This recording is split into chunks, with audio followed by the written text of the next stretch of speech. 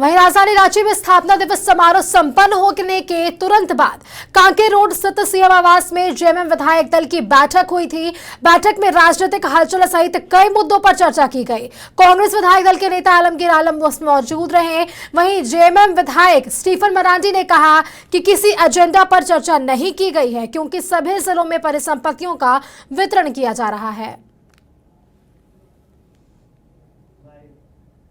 मिलते रहते हैं, आज भी मिले हैं, कल भी मिले। कोई एजेंडा पर कोई एजेंडा नहीं था। आज चूँकि बहुत सारे लोग नहीं आ पाए और अपने अपने जिला हेडक्वार्टर में परिसंपत्ति का वितरण था, जिसके वजह से अचानक सूचना मिलने पर नहीं पहुंच सके। विधायक दल का मीटिंग हम अपना जो सरकारी आवास है वहाँ पर रखे हैं। हम लोग ऐसा ही तो अक्सर मिलते रहते हैं, आज भी मिले हैं, कल भी मिले हैं। और इस बार कल 4 बजे सरकारी आवास में मेरा यहाँ विधायक दल का कांग्रेस विधायक दल। बदलती राजनीतिक परिस्थितियों को देखते हुए अब सत्ता पक्ष अलर्ट नजर आ रहा है। जिस तरीके से हम सभी जान रहे हैं कि मुख्यमंत्री हेमंत सोरेन को ईडी कार्यालय में 17 नवंबर को पेश होने को कहा गया था, और जिसके बाद सीएम की ओर से अनुरोध किया गया था कि उन्हें 16 नवंबर यानी कि आज पेश होने का उन्होंने अनुरोध किया था, जिसको खारिज कर दिया ईडी ने। और ईडी ने साफ तौर पर कहा कि 17 नवंबर को ही मुख्यमंत्री को ईडी कार्यालय में पेश होना होगा। इन सभी बातों पर और भी बातचीत करने के लिए हमारे साथ संवाददाता, विशेष संवाददाता कुबेर जुड़े हुए हैं। कुबेर, जिस तरीके से अब राजनीतिक सरगर्मी जो है वो लगातार अब तेज होती नजर आ रही है, कल का वो अहम दिन है मुख्यमंत्री के लिए जब उन्हें ईडी कार्यालय में पेश होना होगा। अगर हम आज की बात करें तो आज जेएमएम जो है मोरहाबादी मैदान में महाजुटान करने वाला है, और क्या कुछ अपडेट है आपके पास इस पूरे खबर पर? जी सुष्मिता, जिस तरह से झारखंड में राजनीति का हालात सामने आ रहे हैं, उससे यह प्रतीत हो रहा है कि कहीं न कहीं सत्ता पक्ष और विपक्ष के बीच एक बार फिर से घमासान होने की उम्मीद जताई जा रही है। जब ईडी ने मुख्यमंत्री हेमंत सोरेन को 17 तारीख को ईडी कार्यालय में पेश होने के लिए कहा, उन्हें सम्मन भेजा, तब हेमंत सोरेन ने उनसे ये अपील की थी कि उन्हें 16 नवंबर को ही बुला लिया जाए, लेकिन ईडी ने उनकी अपील को खारिज कर दिया। जब लोग ये देखने लगे कि नहीं, अब हेमंत सोरेन से भी ईडी पूछताछ कर रही है, तब जो महागठबंधन है, महागठबंधन के जितने भी विधायक मंत्री हैं सारे एकजुट हो गए और कल सीएम आवास में ही इस संबंध में बैठक हुई। और जो हेमंत सोरेन को ईडी के द्वारा सम्मन दिया गया है, तो वैसे मामले को लेकर के एक बार फिर से पुनर्विचार किया जा रहा है। और पुनर्विचार करने के बाद सारे महागठबंधन, चाहे कांग्रेस के नेता हो, चाहे जेएमएम के नेता हो, चाहे निर्दलीय विधायक हो, उन सभी को रांची में ही रहने के लिए कहा गया है। उन्हें कहीं भी बाहर जाने के लिए नहीं कहा गया है, ताकि जो भी विपक्ष की भूमिका जो निभाया जा रहा है उस भूमिका पर ताबड़तोड़ जवाब दिया जा सके। उनकी जो कार्य प्रणाली है उस कार्य प्रणाली पर कठोर प्रहार किया जा सके। चूंकि यह पहला मामला होगा जब झारखंड के किसी भी मुख्यमंत्री को आय से अधिक संपत्ति, या आप कहें तो अनगढ़ा खनन लीज प्रकरण के मामले में ही हेमंत सोरेन को ईडी के द्वारा सम्मन भेजा गया है। और इस सम्मन के आधार पर उनसे पूछताछ की जाएगी।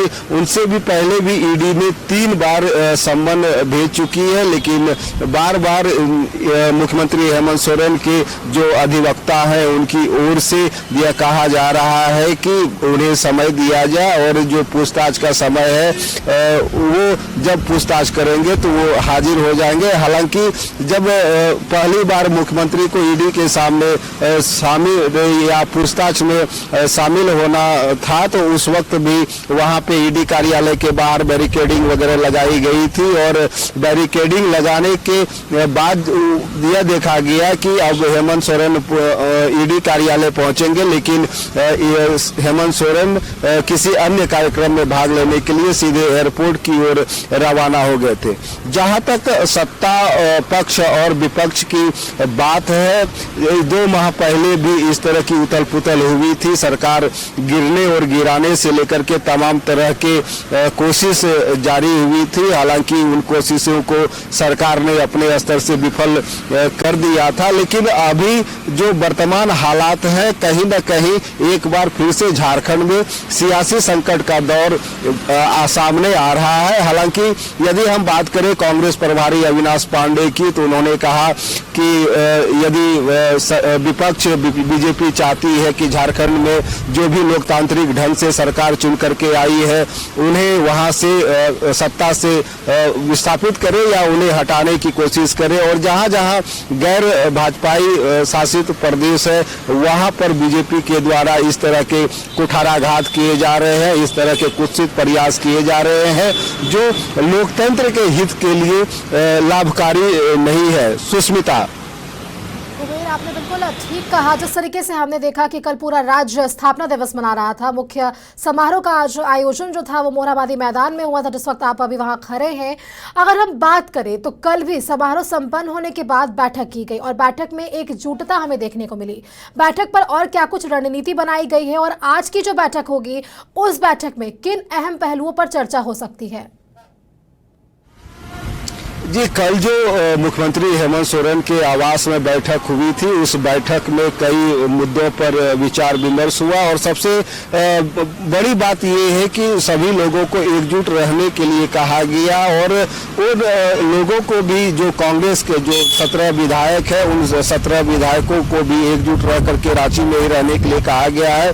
हालांकि ये कहा जा रहा था कि जो कांग्रेस के विधायक है वो महाराष्ट्र के दौरे पर जाएंगे और महाराष्ट्र के दौरे को रद्द कर दिया गया है। और यह जो जानकारी मिल रही है, जो सूचना मिल रही है, उसके मुताबिक यह है कि जब ईडी ने हेमंत सोरेन को पूछताछ के लिए 17 नवंबर को कार्यालय में बुलाया है, तो इस मुद्दे पर भी विचार विमर्श हो रही है। और साथ ही साथ जो जेएमएम के कार्यकर्ता है, जो कांग्रेस के कार्यकर्ता है, या आप कह सकते हैं कि जो महागठबंधन में शामिल कार्यकर्ता लोग हैं, उन्हें रांची में ही रहने के लिए कहा गया है। और यह भी कहा गया है कि आप 16 नवंबर और 17 नवंबर को मोरहाबादी मैदान में जुटे एक महाजुटान रैली का आयोजन करें।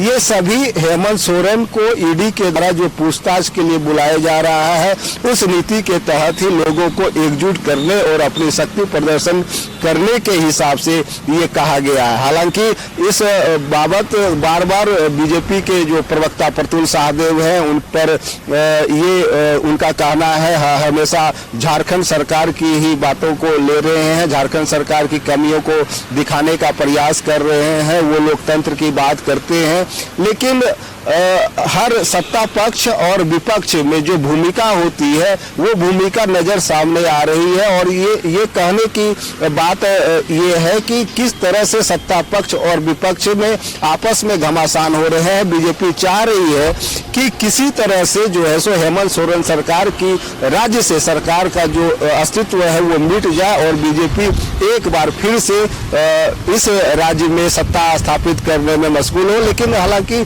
जो राजनीतिक जानकार कहते हैं, जो बीजेपी का जनाधार है, जो विधायक है और जो जेएमएम का सत्ता पक्ष में जितने भी विधायक हैं, और अगर बहुमत की बात कर ले तो उसमें महागठबंधन सबसे अधिक है। अगर सत्ता चलाने के लिए 41 विधायकों की जरूरत होती है, लेकिन यह कहना जरूरी है कि अभी जो महागठबंधन की सरकार है, उस गठबंधन की सरकार में 49 विधायक हैं और जो बहुमत जितना लाना था उससे अधिक ही है। और ऐसे में ये कहा जा रहा है कि सरकार गिरेगी, सरकार में अस्थिरता है, तो कहीं ये प्रतीत नहीं हो रहा है कि सरकार गिरने वाली है या गिराने वाली है। हाल के दिनों में 3 विधायक जो कांग्रेस के इरफान अंसारी, विंसन कोनगाड़ी और जो राजेश कुजूर खिजरी विधायक हैं और नोट बरामद के मामले में कलकत्ता जेल में बंद थे, और जो सियासी जो अनूप सिंह ने अड़गोड़ा थाने में FIR दर्ज कराया था, 0 FIR दर्ज कराया था,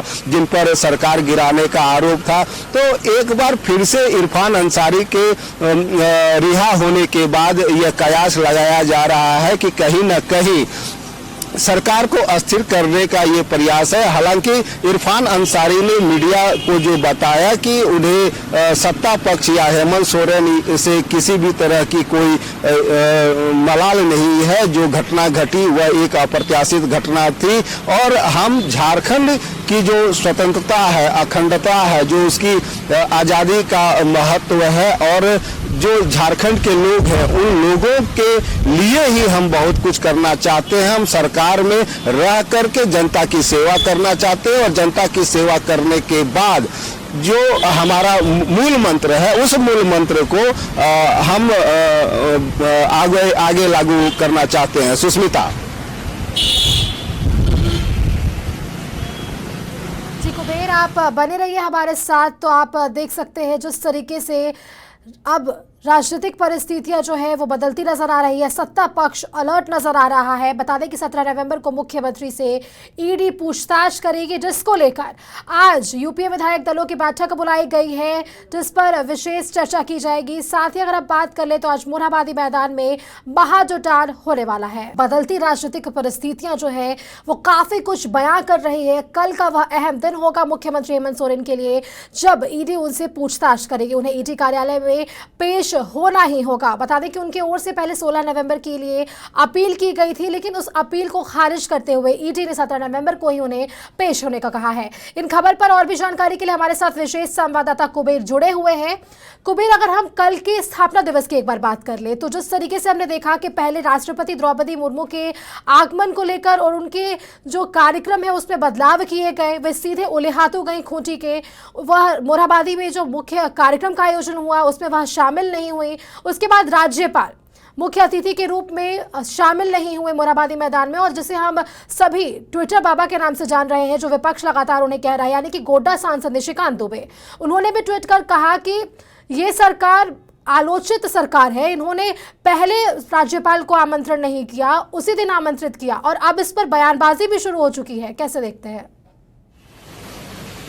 जी, जब राष्ट्रपति द्रौपदी मुर्मू को यहाँ मुख्य अतिथि के तौर पर आमंत्रित किया गया था और आमंत्रण स्वीकार भी हो गया था और द्रौपदी मुर्मू ने अपनी सहमति भी जता दी थी कि हेमंत सोरेन से कहा था कि मैं झारखंड की जो 22वां ये महोत्सव है उसमें मैं शामिल होंगी, लेकिन अचानक उनका कार्यक्रम रद्द हो गया। यहाँ जो ब्रीफिंग हुई थी वो पूरी सुरक्षा व्यवस्था जो भी यहाँ पे लगाया गया था वो राष्ट्रपति के आने के मद्देनजर ही लगाया गया था।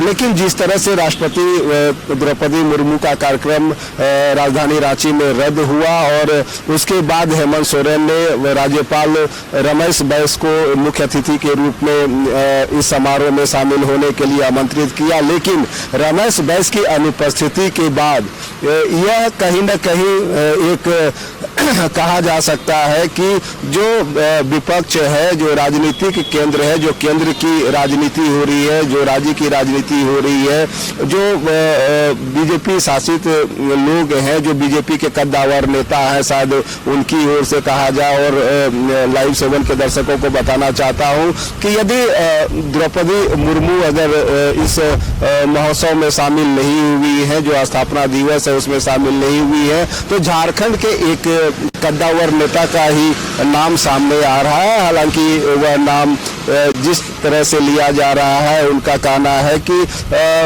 जो अभी वर्तमान में झारखंड में सरकार है वो पूरी तरह से निरंकुश और भ्रष्टाचार वाली सरकार है और भ्रष्टाचार वाली सरकार में राष्ट्रपति द्रौपदी मुर्मू को शामिल होना कहीं से भी गवारा नहीं समझा जा सकता है। ऐसे में यह कहा जा सकता है कि जिस तरह से राजनीतिक हालात अभी झारखंड में है, जैसे राज्यपाल का मुख्य अतिथि के तौर पर मंच का साझा नहीं करना, इस तरह से यह दर्शाता है कि कहीं न कहीं झारखंड में एक बार फिर से सियासी संकट या जितने भी दल हैं उन दलों के बीच में, खासकर बीजेपी, कांग्रेस और जेएमएम के बीच जो दरार है वो दरार बढ़ती ही जा रही है। हालांकि यह भी सूत्रों का जो कहना है, राजनीतिक सूत्रों का कहना है कि बीजेपी का जेएमएम से कोई लेना देना नहीं है। बस बीजेपी चाहती है कि जो महागठबंधन की सरकार में कांग्रेस के विधायक सरकार में है वो सरकार से हट जाए और बीजेपी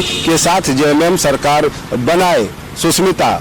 जी कुबेर, तमाम सटीक जानकारी के लिए आपका बहुत बहुत धन्यवाद। तो ये थे हमारे साथ विशेष संवाददाता कुबेर, जिन्होंने आप तक सटीक जानकारी पहुंचाई है। कुबेर, खबरों पर नजर बनाए रखिए। तो बता दें कि राजधानी रांची में जिस तरीके से कल स्थापना दिवस समारोह का आयोजन हुआ, महाजुटान उसके बाद हुआ है यूपीए विधायकों का, सभी ने बैठक की है और इस बैठक में चर्चा की गई है। राजनीतिक हलचल सहित कई मुद्दों पर चर्चा हुई है। वहीं अगर हम आज की परिस्थिति की बात करें तो आज भी मोरहाबादी मैदान में महाजुटान होने वाला है। जेएमएम विधायकों का कहा जा सकता है कि अब कल का दिन मुख्यमंत्री हेमंत सोरेन के लिए काफी अहम होने वाला है।